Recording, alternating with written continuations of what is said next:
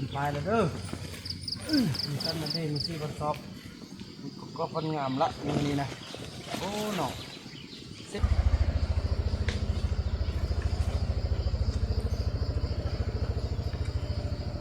สู้บุญเดี๋ยวละสู้เนาะเอาน้องจับไปกันเลยนี่ที่แน่ดีกันนะไปมันทำแป๊ดก็ได้เนาะมันยังบนทันเด่นๆทันเด่นเนาะนี่เธอสำเร็จกันไปแล้วอันนี้คำเป็นที่เรียบร้อยนะผสมปูนใส่มาเบิ้งคือถือว่าซื้อเรียบร้อยเนาะอันนี้เป็นทางมาแต่สยะบุรีเด้อพี่น้องเนาะมาไกลตลาดนาอุ้มมาจะเห็นไปตัวนี้เนาะเราจะเลี้ยวเข้าทางนี้แล้วก็อันนี้มาทางเมืองปักลายมาทางจังหวัดเลยพุ่นละพี่น้องเอ้ยเนาะมาฮอดนี้ไกลน้ำปูนหันมาจะเห็นปากทางเข้านี้เนาะนี่บาดพอต้องเลือกเขาก็อยู่หันหนึ่งพี่น้องเนาะนี่นี่ตัวนี้เนาะนี่เห็นว่าประตูโค้งก็อยู่ใต้ขั้นพี่น้องเอ้ยนี่พี่น้องเอ้ยเนาะถ้าบ่ยุขอบใจFCผู้มีน้ำใจแบ่งปันเหมือนฟ้าบันดาลให้สร้างรายการนี้มาสวยเหลือคนทุกข์คนจนหรือคนด้อยกว่าด้วยแห่งศรัทธาบุญนำพาได้มาร่วมทาง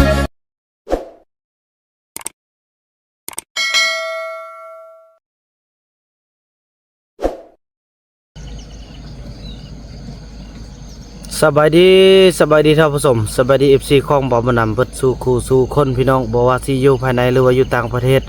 ก็ยินดีต้อนรับทุกท่านเข้าสู่รายการของบ่าวบุญนำพี่น้องเนาะคลิปนี้ก็เป็นคลิปที่บ่าวบุญนำจะพาเชิญชวนเนาะหรือว่าพาทุกคนไปรับชมในการยกป้ายพี่น้องเนาะซึ่งว่ามื้อนี้ก็เป็นมือสั้นวันดีมือซี่วันสอบมือประกอบวันงามพี่น้องมือพร้อมแล้วที่จะยกป้ายเข้าสู่อันนี้เป็นจุดเริ่มต้นพี่น้องเนาะในการที่ว่าเปิดเป็นแหล่งท่องเที่ยวหมู่บ้านพอต้องเหลืองเนาะจุดประสงค์ที่บ่าวบุญนำได้จัดตั้งขึ้นนี้ก็คือเพื่ออนาคตของพี่น้องพอต้องเหลืองโดยเฉพาะตอนนี้ก็คืออยากให้ทุกคนอยากให้ทุกคนได้มีส่วนร่วมในการช่วยเหลือพี่น้องพอต้องเหลืองโดยเฉพาะก็คือข้าวสารอาหารแห้งให้ทุกคนมารับชมวิถีชีวิตของเขาเจ้าเบิ่งแบบหมู่บ้านดังเดิมแล้วก็มาเบิ่งแบบหมู่บ้านพัฒนาปัจจุบันเนาะพี่น้องเนาะก็ถือว่าบ่าวบุญนำก็ได้ประสานทางเมืองทางแขวงแล้วก็ทางอำนาจการจัดตั้งบ้านโดยเฉพาะก็คือบ้านโพนทองเมืองเพียงแขวงสยามบุรีเป็นที่เรียบร้อยเนาะเพิ่นก็ได้อนุญาตให้บ่าวบุญนำปักป้ายหรือว่าตั้งเสาขึ้นเป็นทางการในมื้อนี้เนาะก็คือวันที่8เดือน4ปี2025เนาะ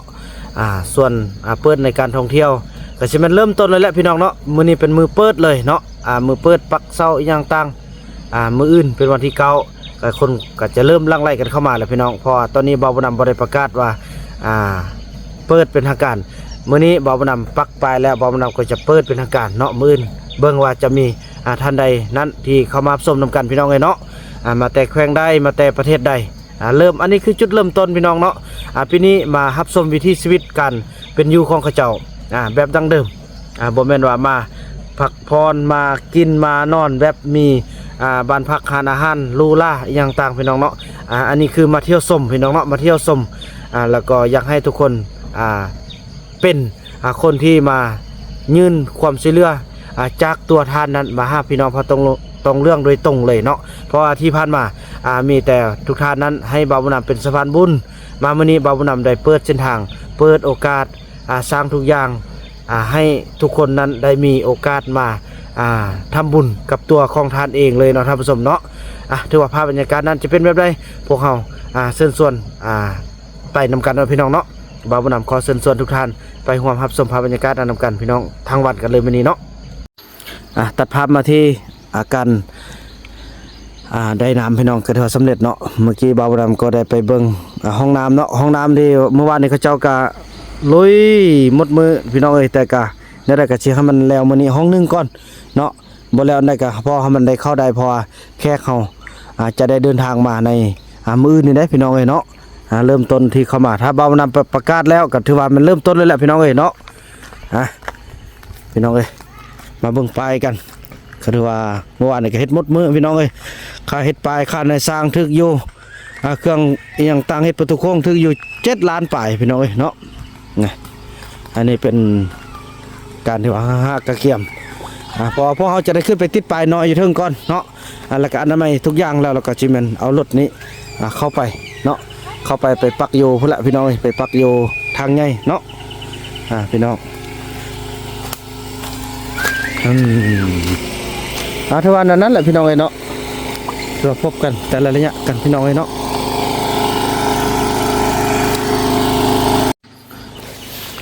พี่น้องปลายนี้ก็จะเป็นปลายที่แนะนำทางกลับบ้านเนาะเขาต้องได้ใส่ลักตัวนี้มันใส่ทางนี้บอกโอ้ได้ฟังเศร้าแต่ได้นี่พี่น้องเอ้ยบ่มีไม้มัดเนาะน้องเฮ็ดจังได๋บ่ฮะทางอันปลายสิบอกโอ้อันนี้บอกเนี่ยอย่าโซฮักคันฟันเด้อนี่คอนแคนนี่อันเฮาเฮ็ดสิบ่ตอนได้คุณลักออกมานะตัวเฮาใส่ตัวนั้นตัวนึงเนาะตัวนี้นี่มัดแทนกันเลยมันสิมันสิมอตัวนี้พอเนาะมันสิมอเฮือนอีกนี่พอปานนั้นเขาสิมุงเด้มันแบบว่ามันบ่เอาประมาณนั้นพอดีน้องนี่เอาตัวนั้นเพื่ออันนี้นี่บ่ออกก็ได้เลยเนาะเขาจงมาเนี่ยแต่เขาจะได้คนรักอยู่นี่เอาเนาะเบิ่งน้องไปเราไปเบิ่งอันปลายดูมันสิยาวส่ำใดแล้วเขาสิเหมาะสมเอาลักตัวใดมาใส่ลองเบิ่งก่อนเนาะทางกลับเด้อนี่เด้อทางออก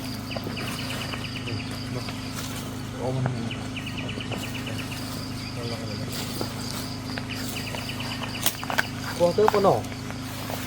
เนี่ยก็พอดีมัดตัวนี้หนอมาตัวนี้เราเฮ็ดลักมัดหันหนอเป็นทางกลับมัดสีแยงได้หนอ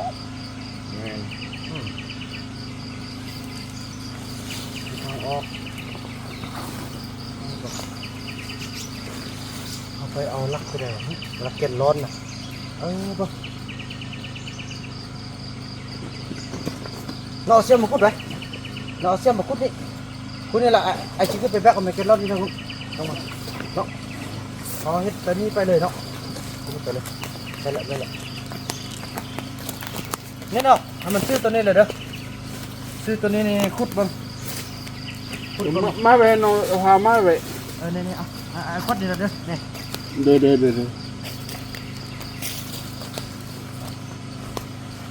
ตัวนี้แหละโอเคมาละซื้อตัวนี้อันนี้เป็นปลายออกพี่น้องเอ้ยปลายออกเนาะไปมาวันนั้นจะขึ้นไปเอาในยุพนก่อนแล้วก็ลงมาฟังไว้พี่น้องเอ้ยแล้วปักลักไปปักลักมาพี่น้องเอ้ยเนาะอันนี้ก็บ่ได้มาเบิ่งมันได้พี่น้องเอ้ยได้เสาตัวนี้กับตัวนี้เนาะเฮ้ยเป็นเสาต้นไม้ใช่เลยขนาดนี้มันจะต่ำเขาจะเอาตัวสูงเลยแล้วเอาน้องเคยดึงขึ้นมาเด้อดึงขึ้นมาเบิ่งดูตัวมันพิษนะนี่พี่น้องเอ้ยภาษาอังกฤษถึกแล้วภาษาไทยถึกแล้วขอให้ทุกคนกลับบ้านด้วยความปลอดภัยแต่ภาษาลาวนี่ติพี่น้องเอ้ยขอให้ทุกท่านกลับบ้านด้วยความปลอดภัยพี่น้องเอ้ยโอ้ยวิตตัวเดียวพี่น้องเอ้ยเนาะสัตว์ป่านนี้พี่น้องเมานำได้ให้เขาเจ้าแก้ไขมาเนาะโอ้ยไปมันเอาไปติดปลายตัวนี้เขากดกาบันทึกแล้วเนาะเมานำจะได้แบกคันใดดีพี่น้องพ่อไปมัดสะเทิงพลังพี่น้องเอ้ยหลังจากติดปลายแล้วก็จะอนามัยยังต่างมันหมดพี่น้องเนาะจังสั้นเลยพี่น้อง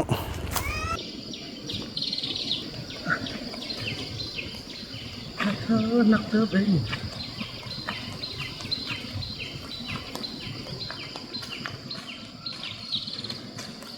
เอาซ่อมก่อนเลยนี่เป็นนี่คือย่างนะ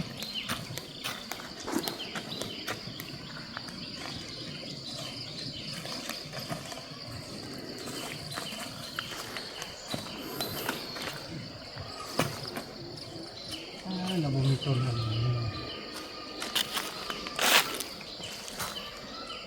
เอาต้นอยืลุ่มกันเนาะ นะอาศัยต้นรูปกับต้นแทงนี้ได้บ่ต้นมีใหญ่เนี่ย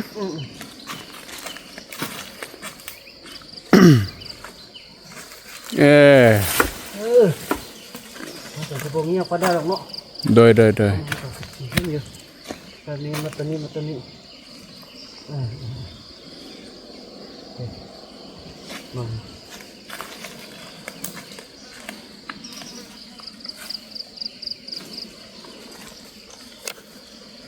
รอดได้แล้วที่เนาะ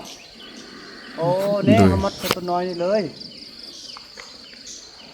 นี่เขาก็มัดเติมนี่มัดเติมเกลือนี่ก็ได้นั่นแหละแค่นั้นมันต้นนี้นี่นะเสียดายเนาะมันเข้าปปอมเนี่ย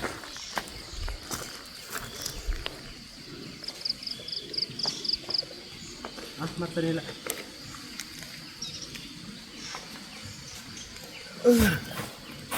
นี่จะฟันเอาเลยนี่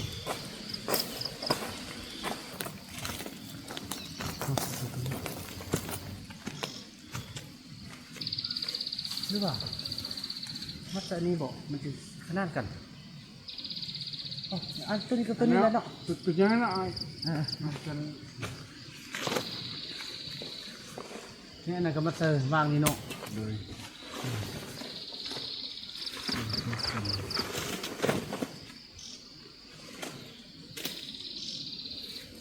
ตัวน้อย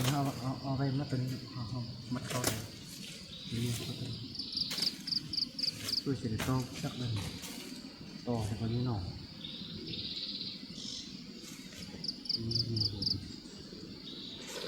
เขาดีเนาะ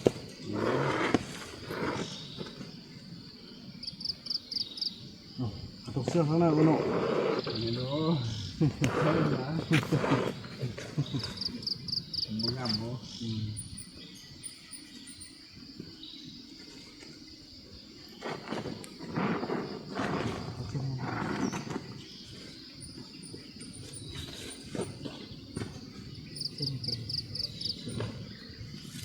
กาแฟเนาะ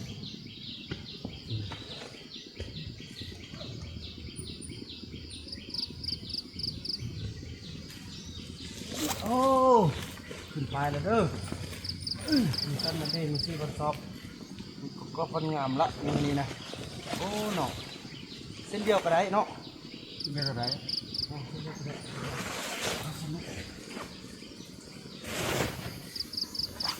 กะทำนี่บ่น้องคิดที่จับยืมเบิ่งดูอยู่ส้นมันมาตัดกันบ่ เอาขึ้นด้วยขึ้นเอาขึ้นละเนาะหัวเนาะมันวิทย์คน แต่ละที่สำเร็จ ได้ละ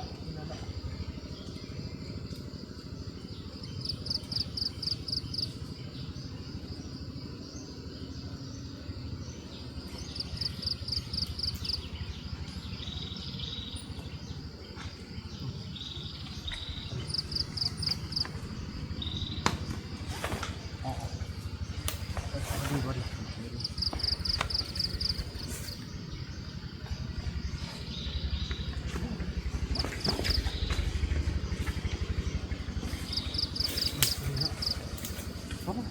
จับอีกมันเอามาจับเชือกอยู่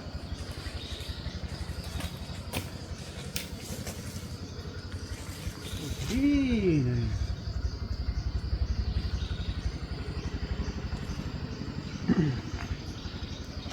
ถ้าตัวไหนซี่ถ้าซี่ใช่เหรอตัวนี้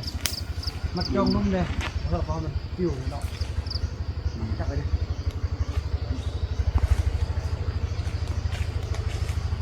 เฮ้ยย่าเฮ้ยย่า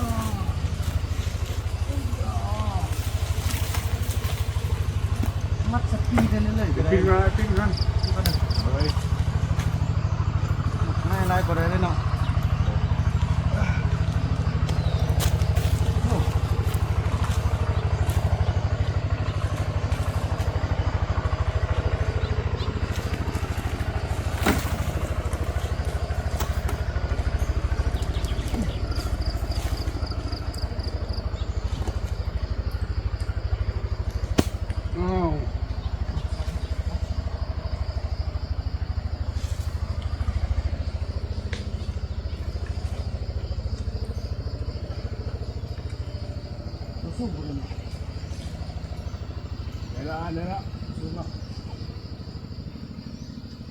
เสือกเรือ เดี๋ยวอย่ามัน เรือละที่กพเนาะ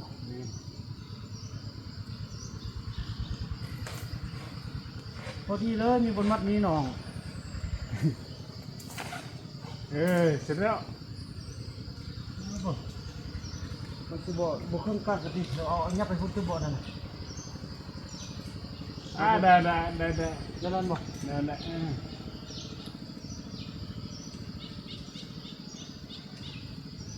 พอได้ขึ้นพอได้เห็นนะ ก็เอาผ่าน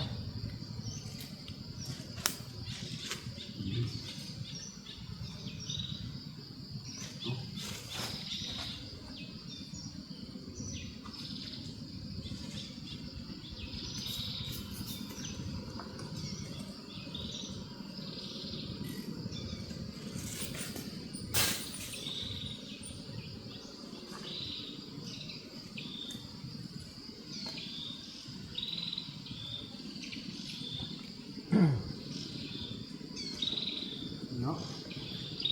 เอาลงเด้อ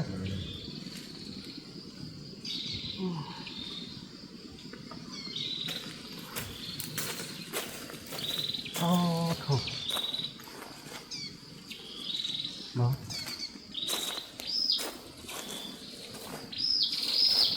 เสร็จแล้วเนาะ โอ้ยได้ สั่งเขาเลยซื้อกับพอดีซื้อแล้วแหละเนาะ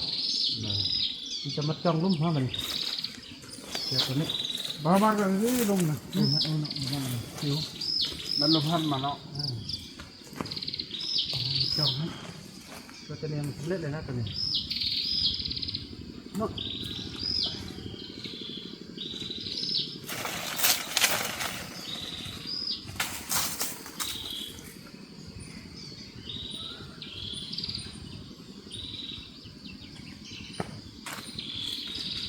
จ้อง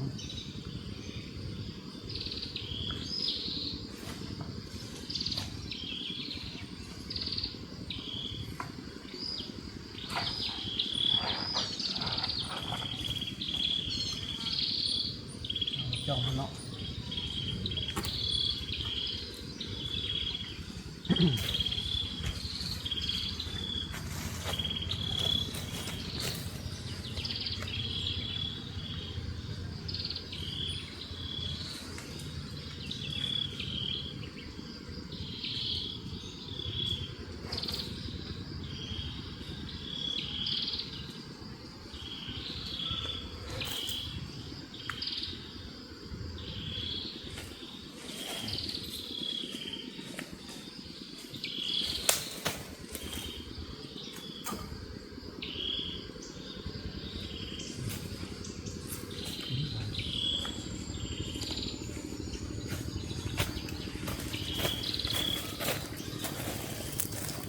เนาะ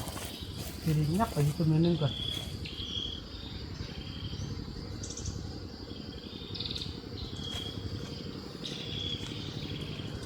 จะได้เที่ยงแล้วมันก็ขึ้นทางเขาแล้วเนาะ โอ้ได้ สั่งแล้วเนาะ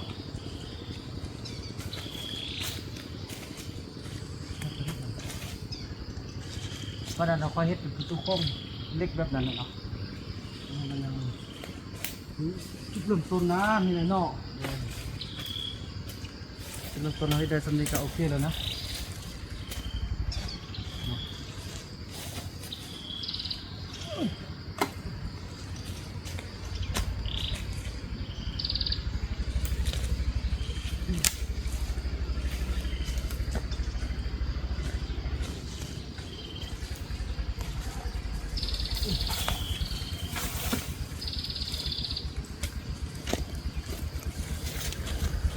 เชิญเที่ยวชมวิถีชีวิตเขาต้องเหลือง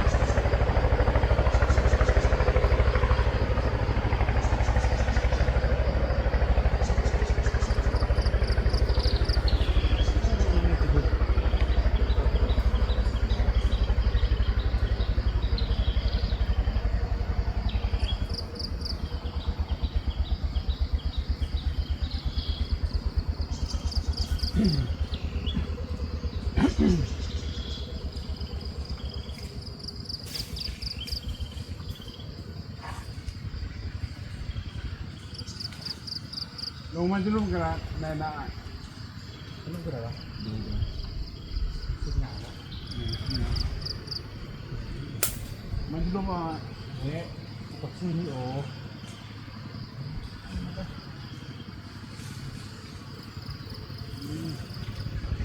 สีนี้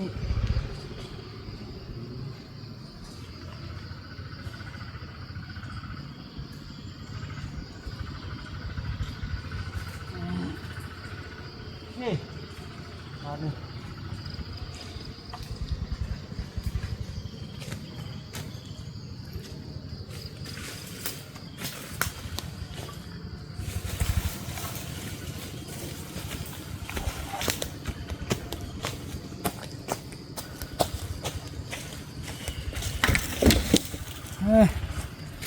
โอ้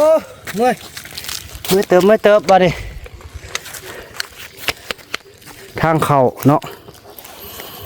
บ้านเฮาก็เช็ดเป็นประตูโค้งปีนี้เฮาเบ็ดซ้ำห้องซื้อพี่น้องเอ้ยเป็นโซขาวมันเฮาก็เช็ดลักเช็ดประตูโค้งอย่างต่างคือกับอยู่ไตหั่นแหละเนาะคือกับอยู่ไตเลยพี่น้องเอ้ยแต่ว่าปีนี้เฮาทำอะไรซ้ำนี้ก่อนพี่น้องเอ้ยค่อยว่ากันเนาะ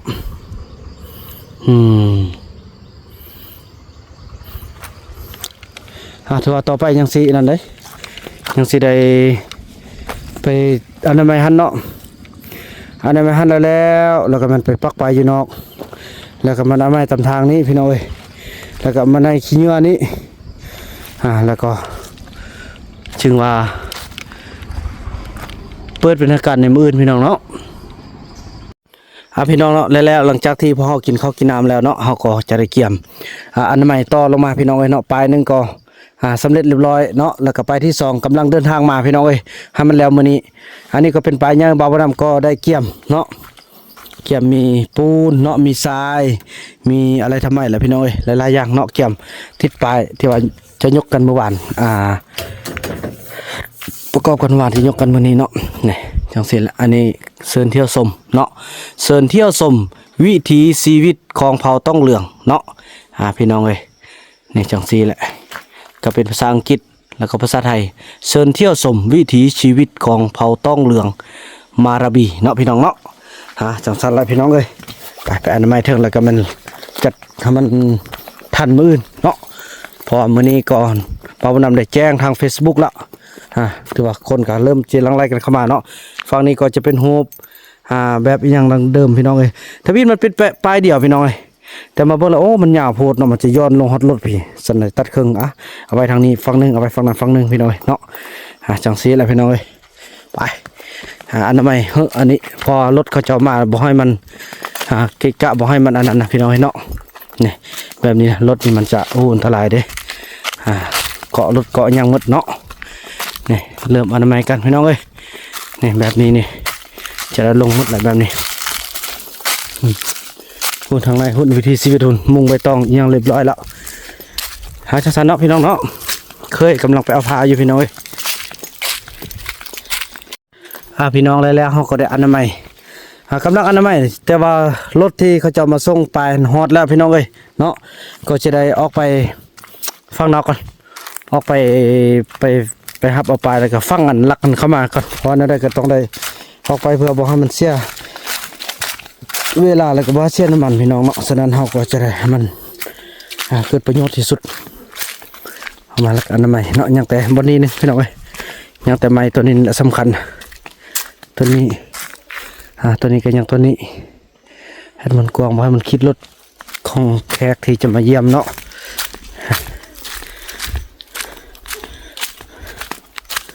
เย็นดีพี่น้องคือกับข้าวอยู่ในป่าแท้ๆสมพ่อในแม่ทัพแพทย์จึงอยากคนเครื่องมาอยู่ป่าไปเลยจำลองคือโพดจังสันพี่น้องเนาะเอาเดินทางพอนี้แล้วก็ให้ทางเคยเพิ่นไปเอาน้ำก่อนพี่น้องเนาะเอาน้ำจะไปผสมปูนพอหินแห่ทรายเอามาหมดละปูนเอามาหมดละพี่น้องโอ้พี่น้องดีใจเนาะที่ได้มีคนมาช่วยพี่น้องสันนิษฐานเลยบอกนะโชคดีพี่น้องเนาะโชคดีของเคยแล้วก็โชคดีของบ่าวบุญนำและเศร้าหลีพี่น้องสิ ช่วยๆกันพี่น้องคำสู้กันไปเนาะ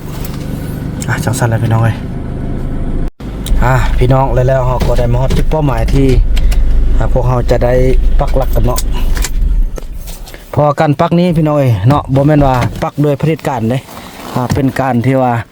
ตกลงเห็นดีเห็นพร้อมจากคณะบ้านเนาะจากวท่อเมืองวท่อแขวงพี่น้องเนาะให้พวกเรามาปักป้ายเข้าหมู่บ้านเผาตงเหลืองเนาะเราก็จะต่อจากอันคลองอันปลายตัวนี้นี่พี่น้องเนาะน่าจะปักอยู่บนนี้นี่แหละปักใส่อยู่แค่นี้เพื่อให้มันพอเส้นทางบ้านเราอยู่ที่ตรงเนาะถือว่าเราก็จะได้ทางนี้ก่อนพี่น้องเนาะทางนี้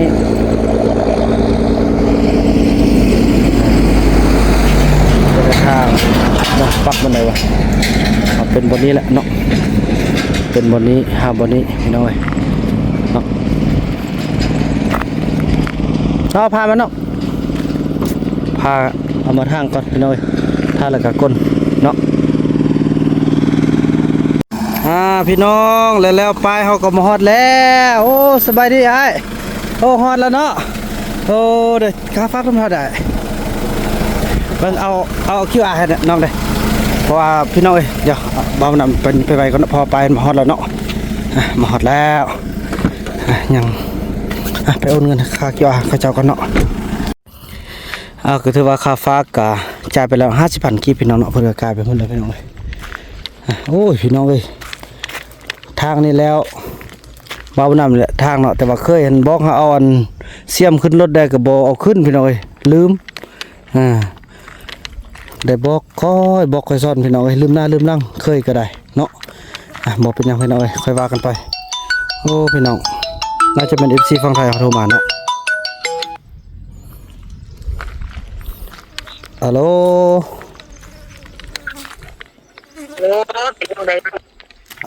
สบายดีแม่โอ้ยแม่แล้วอีแม่เนาะพี่น้องเนาะเพิ่นมาแต่อำเภอวังเขียวเนาะแม่เนาะสัญญาณบ่ค่อยยังไกลนิดหน่อยนะเห็นอู้ยังบ่เห็นเลยแม่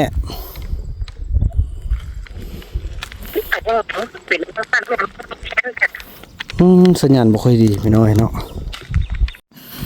ถือว่าเนาะเคยเพิ่นก็เอาเสียมมาแล้วพอมันนำก็เอาปลายลงแล้วก็ไม้เคยเป็นผู้ก้นฝั่งนั้น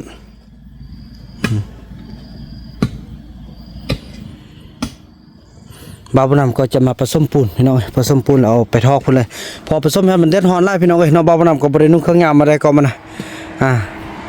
ส้มแล้วก็ลูกตังเอาตังแล้วก็เอาน่ะไปใส่เลยเนาะพอเย็นนี้มันก็ห่มเลยพี่น้องปลาปามพี่น้องโอ้ขักขนาดไหมน่าสุดยอดกันเลยนั่นแหละพี่น้องเนาะถือว่าตอนนี้เคยก็ได้ก้นไปที่เรียบร้อยแล้วก็เอาพากันไปปักเบิ้งพี่น้องเนาะไปปักเบิ้งก็ถือว่าโอ้พี่น้องพอดีเลยเนาะแต่ผู้ที่เพิ่นเอาออกแบบนี้จะเป็นหน้าที่ลูกศรฝั่งนี้เนาะแต่ก็บ่เป็นหยังพี่น้องพอมีเส้นเดียวเนี่ยเขาจะน่าจะเข้าใจเนาะพอบนปักเพิ่นก็อนุญาตให้ปักแบบนี้ได้พี่น้องเนาะพอไกลกับปลายเก่าเนาะขณะปักนี้ก็ดินเขาประชาชนพี่น้องแทนที่มันก็จะทึกแบบนี้แหละแต่ว่าคันทึกนี้กับลูกศรมันต้องอยู่ตรงนี้แต่ก็บ่เป็นหยังพี่น้องเอ้ยเนาะเพิ่นก็น่าจะเข้าใจละแล้วก็มีเบอร์บ่าวบุญนำได้อีกอย่างต่างพี่น้องเอ้ยถ้าว่าท่านได้บ่เข้าใจเพิ่นก็คงจะติดต่อหาบ่าวบุญนำเนาะตอนนี้เพื่อบ่าวบุญนำแล้วก็ทางเคยเพิ่นก็ผสมนี้ละพี่น้องเอ้ยเนาะโอ้โหอยู่ห่มกันก่อนพี่น้องเอ้ย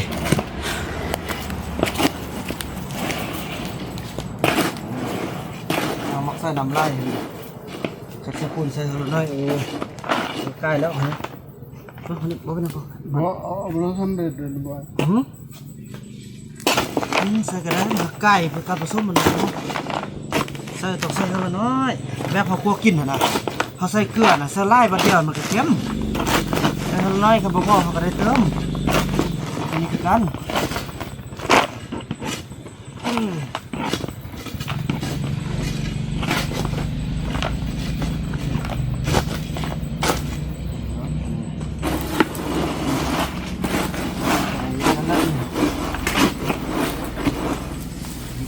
นำติงรถเส้นนี้ลงวันได้บ่ บ่มีซะเลย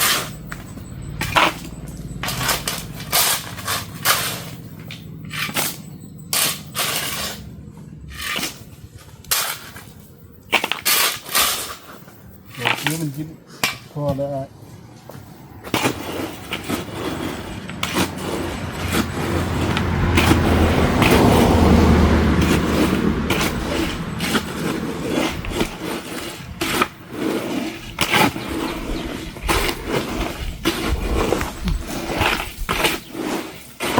นี่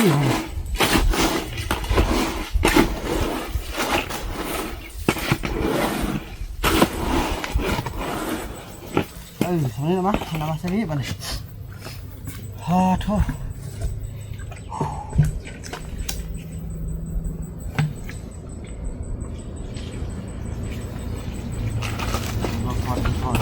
สนุกนะครับ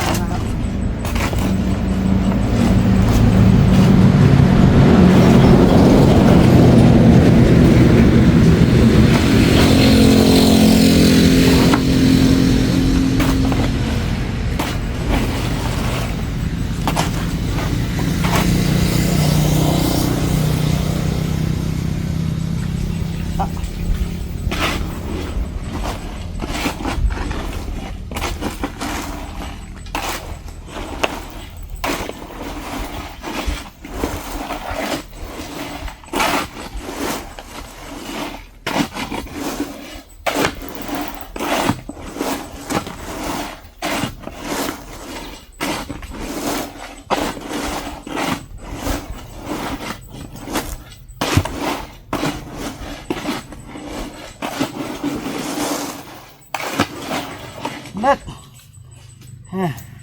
เอาพลอันไปแล้วได้ป่ะนี่ น้ำบ่น้ำฮดก็หูน้ำก็คง น้ำฝนตกมาเมื่อวานนี่แหละ น้ำนี้ตัวเองเนาะ พี่น้องเอ้ยสำเร็จแล้วเอาพลันเลยเนาะนี่ไปพลันโอ้โหนักเติมเนาะผมทำบังรถเด้อ เจ้าได้เป็นเทเด้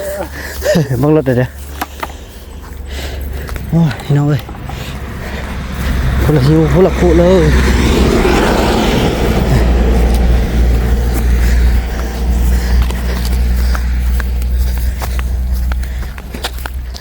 ว้ายขามา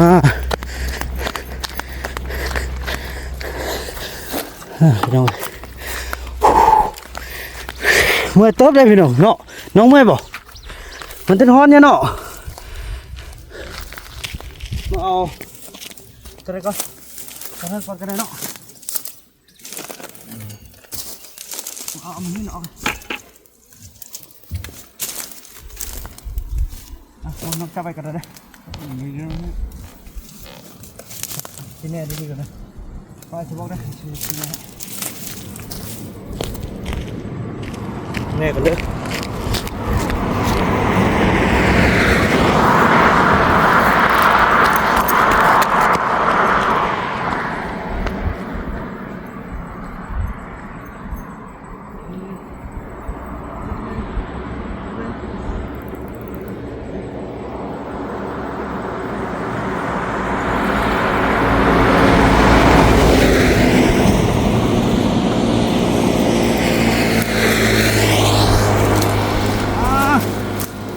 คุณเด้อ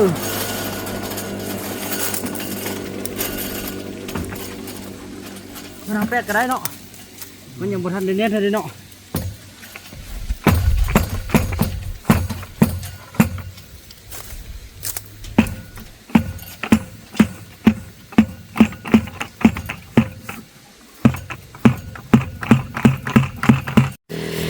ถือว่าถ้าผสมเนาะแล้วทางซองเคยก็พากันติดตั้งไปสำเร็จแล้วพี่น้องเนาะนี่เธอสำเร็จกันไปแล้วอันนี้คำเป็นที่เรียบร้อยเนาะสมปูนใส่มาเบิ้งคือถือว่าซื้อเรียบร้อยเนาะอันนี้เป็นทางมาแต่สยะบุรีเด้อพี่น้องเนาะมาใกล้ตลาดนาอุ้มมาจะเห็นไปตัวนี้เนาะเราจะเลี้ยวเข้าทางนี้แล้วก็อันนี้มาทางเมืองปักลายมาทางจังหวัดเลยพุ่นละพี่น้องเอ้ยเนาะมาฮอดนี้ใกล้น้ำปูนหันมาจะเห็นปากทางเข้านี้เนาะนี่บาดพอต้องเลือกก็อยู่หันหนึ่งพี่น้องเนาะนี่ เนี่ยตัวนี้เนาะนี่เห็นบ่เนี่ยประตูโค้งก็อยู่ใต้ข้างพี่น้องเห็นเนี่ยพี่น้องเห็นเนาะถ้าบ่อยู่รูปนี่เห็นเนาะจังซั่นแหละพี่น้องเนาะพายเท้าก็สิเก็บเครื่องกลับกันเนาะอันนี้ก็ยึดติดปะมันแข็งแล้วแหละแค่แล้วก็น่าจะบ่เป็นหยังพี่น้องเนาะถือว่าจังซั่นแหละพี่น้องคลิปนี้บ่าวมานำขออนุญาตจบคลิปกันซำนี้ก่อนเนาะแล้วก็พบกันใหม่ในคลิปต่อไปน้องจิทางนั้นเด้อทางนั้นทางออกก็ดีแหละพี่น้องเนาะคลิปนี้บ่าวมานำขอกล่าวคำว่าสบายดี